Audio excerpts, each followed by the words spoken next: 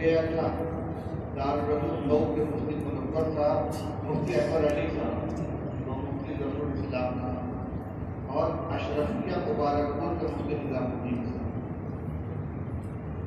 واپسی میں چاروں آدمی ایک ہی بوگی کے اندر سوار ہو کر مانے ہوتے، سب کو بنانا سامان تھا۔ فرسٹ کلاس کی بوگی تھی تو مفتی نظام الدین بھی تھے، اشرفیہ کے صدیقی میں تھے۔ لمبا سفر تھا، جہاں نماز کا وقت ہوتا تو ہم لوگ وضو کر کے اللہ بچھاتے تھے، نماز پڑھتے، لیکن کہ اشرفیہ کے مفتی صاحب نے ایک وقت کی نماز نہیں پڑھی۔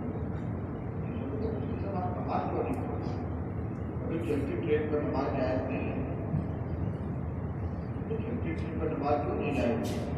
ان پر جائز نہیں ہے تو ان پر اس لیے جائز نہیں ہے کہ اس کا قیام نہیں ہو سکتا، رکوع نہیں ہو سکتا، سجدہ نہیں ہو سکتا، فرض نماز میں قبلہ کی طرف نہیں ہو سکتا۔